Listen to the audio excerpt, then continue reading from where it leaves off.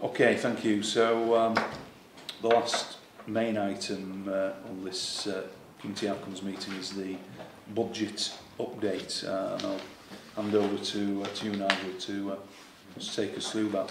Thank you. Last meeting in November you asked for an update on the budget, and it does set the context for what we can do operationally, so I can see the importance of it.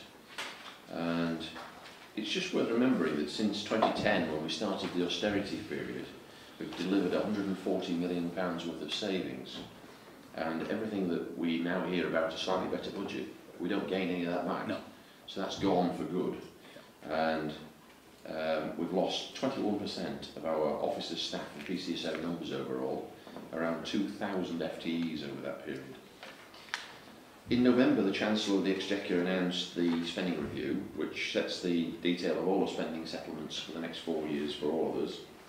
And he announced that funding for police forces was to be maintained at current cash levels, which means we wouldn't get any increases for pay rises, inflation, any investments in new services and so on.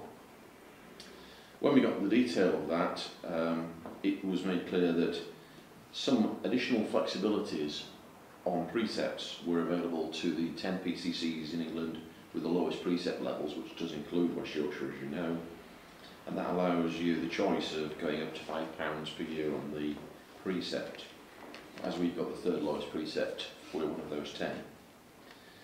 And it became clear in the detail that the standing still budget relied upon all the PCCs in the country taking up that extra flexibility, and that money was then taken into account in working out the standstill.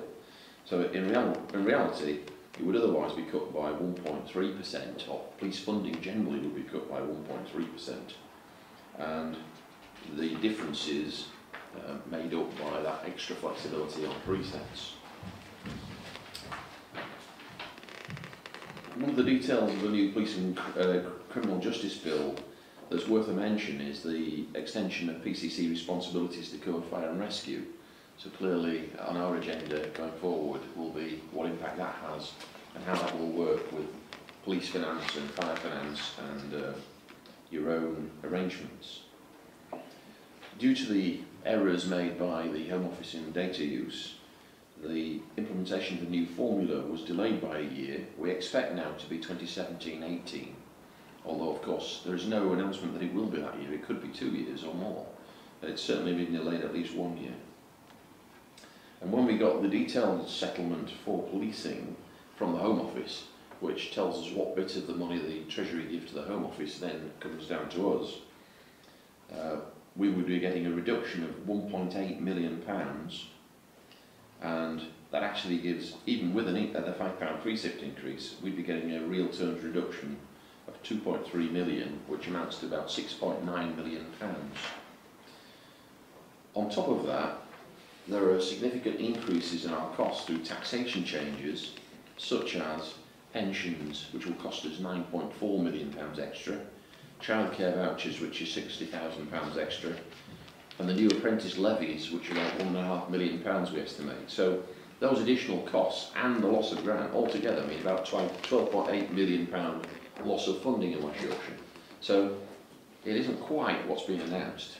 A lot better maybe than we thought would happen, but there's still significant savings to be found. And not covered in the paper, but not yet announced, is the capital.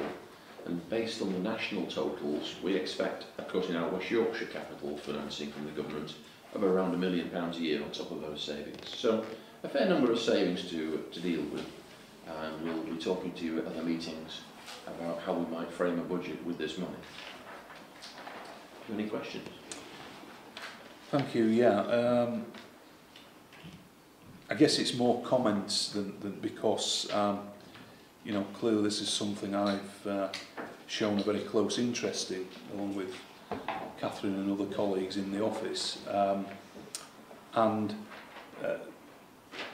You know, despite the comments that were made at the dispatch box around police funding being protected, whilst it's not as bad as we expected, it is in fact a cut when you look at the details, you know, in more closely.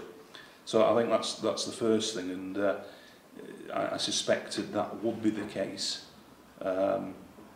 given how these things get played out.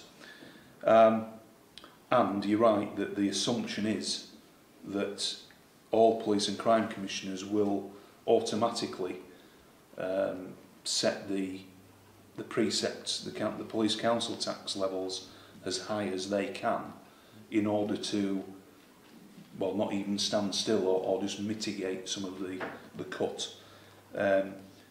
But you've alluded to it. Obviously, we are going to be discussing the priorities around how we fund West Yorkshire Police going forward, and a big consideration within that is recruitment of police officers and how we try and continue resourcing PCSOs as part of neighbourhood policing, and more generally around safeguarding and complex investigations and cybercrime and human trafficking issues that we've talked about earlier today. So there's a lot to ponder and consider. I guess one of the issues there that I hadn't previously picked up on was this business around the pensions contribution of an extra 9.4 million. So that is significant, to say the least. It's because they've changed the contracted out national insurance rates. So now you pay the same contracted in rates as employers who don't provide pension schemes that you do provide. And the fact that nearly all of our employees are in a pension scheme mean that additional cost is quite significant. It was buried in a budget about 2 years ago. We spotted it and asked if the Treasury would be giving us funding to compensate, and they just say it's in the settlement. So that's quite a significant additional cost. So from 402 million, we have to spend 9 now on something that we weren't previously spending it on.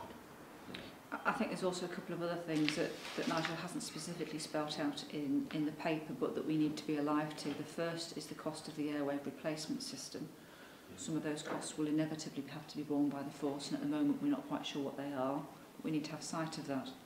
And the second is the uplift in terms of counter-terrorism spend, and in particular around numbers of firearms officers, which has been already very publicly mentioned. With us being one of the CT hubs, again, I am not clear or cited yet as to what the impact of that is, not only in the numbers of officers, but also in the cost of training and equipment that they will require, and whether or not there's an expectation that West Yorkshire will be making a contribution to that.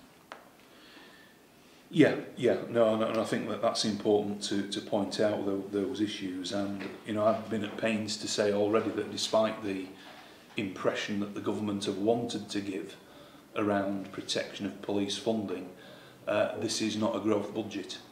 And when we put the recommendations forward to the police and crime panel and consult with our partners, they need to understand the full picture of what we are facing, albeit they've got a really difficult situation themselves in local government, so I do recognise that. Just to say as well, I will be consulting with the public more widely through the community conversation process, and we hope to have that ready by close of play tomorrow. And really that's important, so we get a snapshot of what the public feel around the levels of funding and what they are prepared to pay for policing as part of the overall council tax bill. It is only one element, but clearly it's an important one with regards to making those decisions. I guess the only other question, I suppose, is regarding have we got any further information regarding the so-called transformation funding around supporting what is called efficiency and reform in the new funding arrangements? No, but there's a goals group meeting at the Home Office in January that I hope to go to, where we hope we'll find out more details about what that is for and how it will work.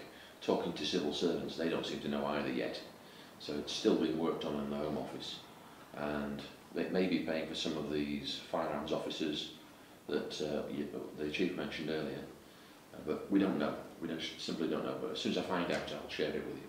I suspect, Commissioner, it might also be connected with the summit that you and I attended on December the 8th, which was looking at building national capability and capacity, regional and then local, and I suspect that that transformation piece of funding is going to be very much steered towards driving that particular piece of work. Yeah, yeah. Okay, well, thanks for that update. I mean, obviously we're at a point now in early January when we have got to quickly bring together the main aspects of the budget over the next month or so, with proposals to be agreed in early February, once we've consulted and had various conversations. But you know, don't underestimate, there's a lot of work that's already happened, you know, since the CSR announcement was made, and obviously a lot more work to do in the run-up to setting the budget in February. So thanks to you, Nigel, and Catherine in particular, regarding the work that you've done so far in bringing this together. And of course, D&I will continue to try and get the best deal we possibly can through lobbying MPs, which we have done in West Yorkshire, and government directly whenever we get the opportunity, because the funding formula which you touched on, we know is going to be changed and introduced, if not this year, then certainly the year after, and that has the potential to take a lot more money out of West Yorkshire if it isn't handled properly.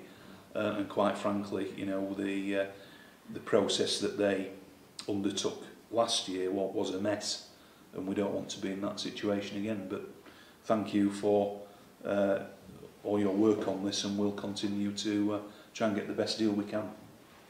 Thank you.